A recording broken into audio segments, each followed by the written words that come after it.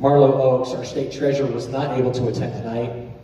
We found out that Burgess Owens was going to be in town, and he's graciously accepted the opportunity to speak to us. First time to hear from Mr. Owens. So we're going to go to that point in the program.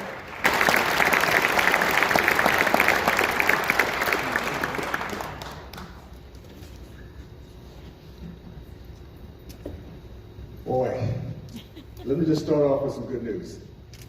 As of today, it is now illegal for Biden to demand we wear masks in airplanes. Also,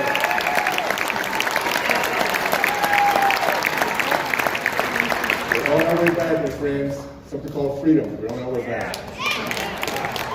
Let me do this, and I know some of you guys have had a chance to meet before. So good to see so many friendly faces. I have to, because of my upbringing, always highlight the greatness of our past. So if some of you guys have heard a little bit of my history before, many of you have not, I always like to make sure that you understand how great our country is. It doesn't matter how we get here, who we are, the language we speak, how rich or poor we are, this is the place for opportunity. And every race you can see it if you learn our history. Understand about our great country. It's one that's been designed for freedom, for unity. It was one designed with those three most powerful three words in history of mankind, we the people. Because in a society that's based on Judeo-Christian values, we the people is the most powerful process we ever had. It's one of unity. It doesn't mean that we have to always agree on everything, but we do have the same end game, which is a great future for our kids. More freedom for ourselves and the ability to dream big and know that if we fail, we can get back up again any single day we want to.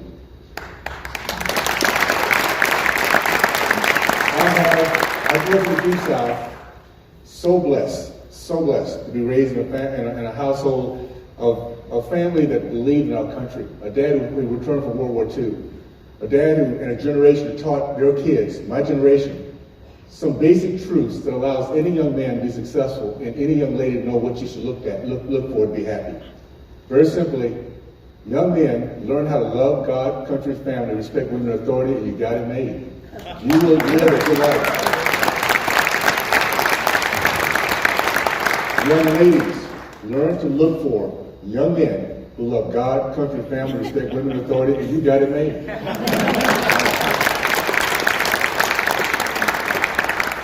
I want to thank Utah for being that light.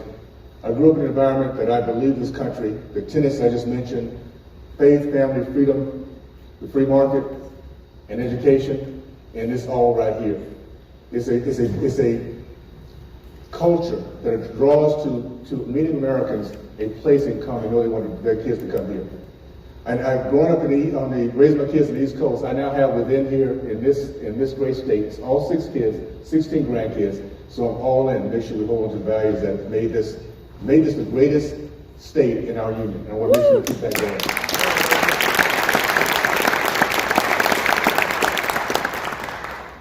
How do we do that? We recognize that we are going through the best of times because we are, at our hearts and with our DNA, an eternally optimistic people. Yes, we go through tough times. We always do. But on the other end of the tough times, we come together like no other place, no other country in the history of mankind. We're now coming together because of the last 2 years. The last 2 years in which we woke up one day and found out, wait a minute, I can't go to church, I can't open my business, I can't put my kids in school, and we call ourselves a free nation. That's not what it's all about. We now see that freedom is so fleeting if we the people don't get involved. We see a time where across the country, more people are being engaged and educated than I've ever seen before. Because as business we've been, running our businesses, building our families, building memories, our retirement, being so busy moving forward in our little freedom bubble, that we had no idea we were about to lose it all. Well, guess what? The American people waking up. Yeah. American people waking up. And I want to thank you because you represent the best of our country. You represent those folks that are busy, doing all those great things, but say, you know what, it's time for me to get on the field of action now. Whatever my talents might be, whether it be to donate $20, whether it be to do something I've never done before, become a delegate, whether it be to run for a school board, we'll just be nice to someone else who doesn't believe the way we do until they can get it. We do our part, and every one of us doing that is how we get our country back. And we're going to look back on times, my friends, in the future, and say we were there when our nation came to that edge, came to that point where it was going over the cliff. We were there to bring our nation back. And not only that, we did it together, across the board. Doesn't matter what race we are, what gender we are, because inside we have those same basic needs and desires for freedom. And that's what America is all about. We look at each other inside out, not outside in. And we're doing that better than any other country around the world. Let me just give you this real quick, because I know I don't have a lot of time. I can't say this enough because my goal very simply is to highlight the generation before us that the left wants to put down. You see, the hard left hates our history because our history does a couple things. It allows every one of us to be proud of who we are, appreciate where we are, and have a vision for where we will be. That's what history does if done the right way. That's what these young people that you listened to earlier, they've been taught how to love our nation. That is a direct indication of our great culture we have here. By the way, the Utah culture cannot be turned off and on. It's something that's been built over time, over generations. Built by men and women who taught their kids how to serve, how to have empathy, who have their kids watching what business owners look like. And they go out there and take a risk, fall flat on their face, get back up again, because that's what American dream is all about. It's about second chances. It's about a culture that says, worship your faith however you want to, and we will respect that. And in the process of doing that, we become closer because we learn to love each other's differences as we move forward, and that's what America is all about. So here's what happened in my community years and years ago, because we bought on to this idea of faith, family, free market, and education. In the 40s, 50s, and 60s, there was a black community because we bought on to this idea of meritocracy, that we can command respect by winning in those areas. We led the country to growth of the middle class, led the country to men matriculating from college. Men committed to marriage. Up until 1970, black men had a higher percentage of getting married than white women because we had this foundation, this faith that men took care of their families. They committed to their mothers, the mothers of their children. And if you didn't do that, you were not looked at as a man, period.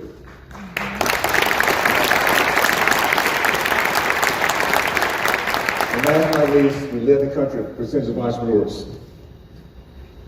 40% of black Americans are business owners, which equated to 56% of us across this country, from Tallahassee, Florida, to Houston, Texas, to California. We were 50% of us part of the middle class. That is what happens with no matter what the obstacles might be. It was happening to the core of American people when we get into those core tenets. Utah still loves those tenets, and I want to thank you for that. Utah is a place that you want to find people that love those tenets, that want to grow and make sure our kids have a much better future. This is the place. And we need to continue to be that light for the rest of our nation, and we can do that by continuing to be involved where you are right now. Let me just say this as I kind of wind this down. I am so proud to be an American. I still remember those days on the sideline playing football, when things were not as open and assimilated as we are today. Getting teary-eyed, when I saw Spangled Banner. Sitting there just thinking, I'm sitting there living my dream in a country that allowed me to try to reach my dreams, and allowed me to accept and reach those dreams and move forward.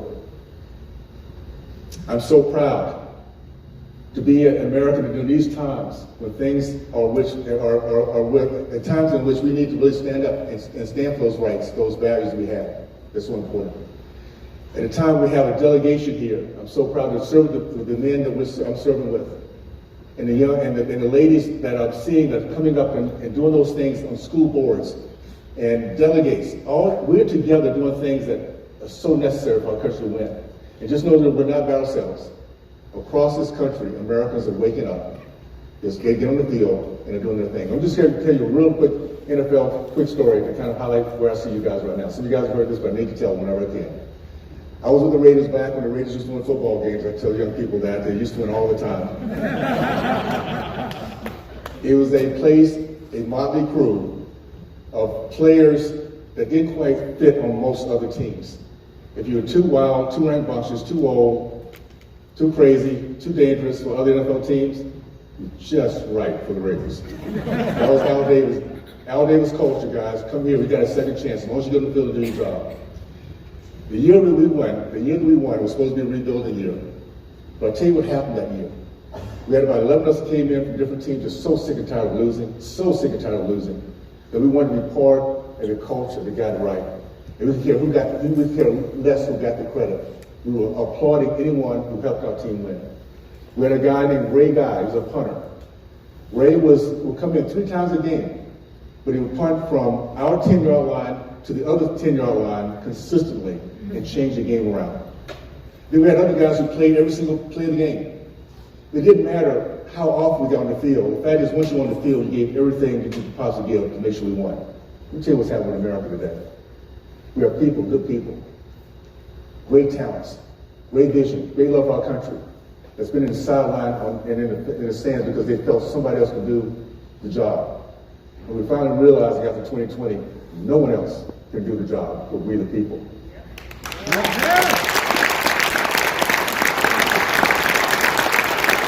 And they're coming off the sidelines, they're coming out of the stands, they're getting to the field, and they're doing exactly what we need to make sure we bring this country around. It's called Just Win, baby. We're going to do it. Listen, thank you for everything you do. Thank you for the opportunity for me to serve. I cannot say how much I appreciate coming to a place where the fight in D.C., come back home and get a pat on the back that says attaboy. I love it. Thank you guys for these values you see here in Texas. And this is Thank you so much. Burgess for governor.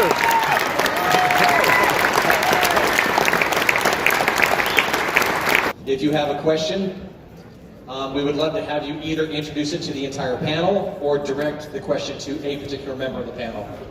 Okay? My question is actually for Congressman Owens. So I'm Charles Max Wood, Lehigh 420. And my question is we've heard a lot about voting no on more spending.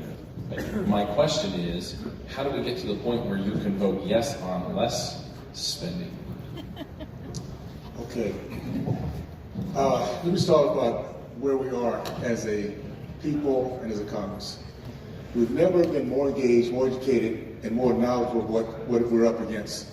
That there's things happening today that's on purpose. Whether it be a runaway debt, whether it be crime that's going out of crazy inflation. Understand, everything we're talking about, guys, is on purpose. There are people who love chaos. There are people who do not love the rule of law, or us being able to wake up every single day and having a dream and going forward to it. Because we're waking up, we the people are going to demand a whole lot more than we have in the past. One is we need to take a look at our budget, make sure we're not continuing going in debt, and having some serious conversations about how we come back and pull this back.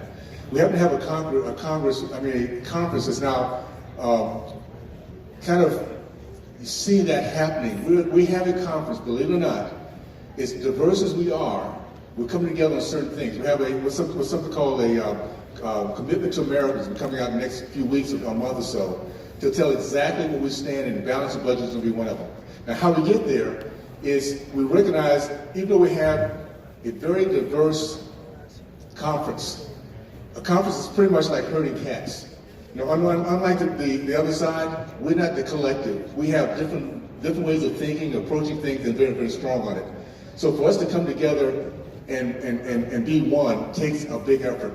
What we decided to do is we will make sure that something like balancing budget will be our long game. How we get there, we have to figure out, do we need to pay something right now to get over the hump, and how do we do that over the next 10 to 20 years to make those differences? So I would say this, pay attention to the commitment to America that's coming out real soon. Know that we've never had the broad of the base we have right now, where literally every single segment of our country is coming our way. Black Americans are coming our way. Hispanic Americans are coming our way. Democrats are coming our way because we're all together one thing. We don't like misery, we don't like pain, we don't like bullies. And we realize that there's a party out there that gets their power based on the misery they give to us. And we're finally fed up with it. So that's going to be, the last 2 years, we're going to look back and say this. The last 2 years have been horrendous, tough times. But what happens within our DNA is that's when we know we're in a fight, we wake up, and our leaders will say, we just win, baby. And I see that happening. So get ready for a wave, a mandate that's going to put us back on track. And Americans of all backgrounds and ideologies come together to make that happen. So that's going to be one of the things we'll tackle and get that done. Yeah. So follow up on that. So, a follow-up real quick. A lot of the financial situation we're in has been the fault of the Republicans. So, are we going to be able to herd enough cats to make that happen? Good question. Here's the difference. We experienced a miracle in 2020 that many people don't recognize. I'm totally with you. I was so frustrated for years. I've never wanted to be a politician, but I was so upset with the promises made. We have a presidency, we have a House and a Senate, and nothing happens in 8 years. Here's the difference. The miracle of 2020 was that we flipped 15 seats and did not lose one incumbent. And we'll tell you, those guys we flipped is shades of Trump. They love our nation. We're diverse in so many different ways, whether it be Ukrainian, South Korean, or Cuban, or black, or better. We're diverse in those ways. But we're single in purpose. We love our country. We're going to stand up for it. We're not going to apologize anymore. But that's the foundation of the new Republican Party. All we have to do now is we the people, make sure we add on top of that. My goal very simply, and I'm so blessed, that my district went further south into the rural environment. My dad was an agronomist. He had a farm. My grandfather was a farmer. I love that environment. That's true America. And so by going into a deeper red, I have a chance not only to solidify and work hard to get that trust, but I have 10 other candidates across the country, minorities, that we race across the country to make sure they can be added on to our 15. And others doing the same thing. So get ready for a new Republican Party, my friends. And we're not putting up with this mess anymore. And those who cannot stand up for the right in our party, you guys need to vote them out. Make this happen, okay?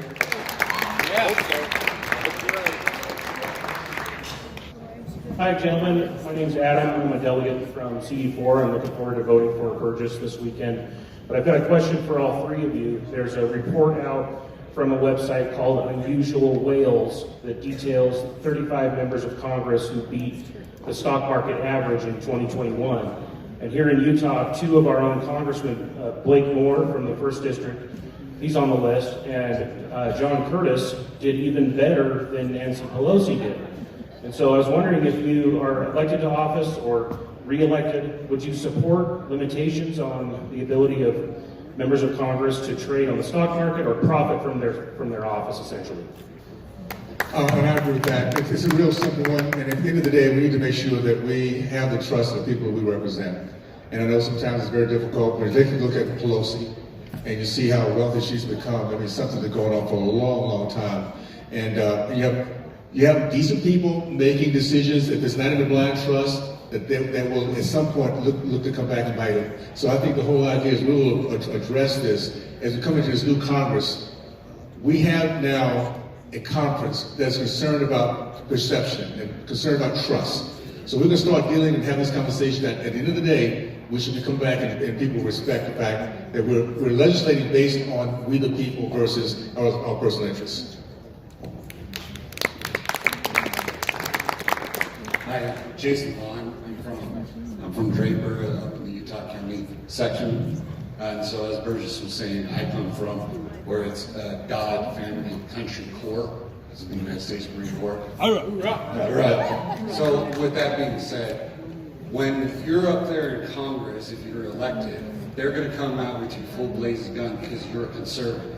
But a conservative in this world is considered the extreme, somebody who believes in the Constitution. So they're going out and calling you a racist and then probably will go after your families. So what is your moral compass to prevent them using that information as a weapon to make you vote the way they want you to vote? Okay, it's real simple. You have to choose at some point of whose opinion you care for. For instance, I could care very less about the trib, who's by the way called me a KKK member, just to get an idea of how loony these people are. The true racists are the ones that keep bringing it up. The true racists are the ones that would like us to shut up as we defend ourselves. Because what happens to good people that spend all their lives building their future, building their reputation, building their community and their name? The minute you call people that, they have to sit back and defend what they've done to prove they're not. We're so done with that as a country. We're tired of being divided. We're tired of anger. We're tired of divisiveness. We're sick and tired of it. And so at this point, we have to figure out, do we waste our energy trying to debate racists, Marxists, socialists, or we just be the kind of people that bring together those who care about our country?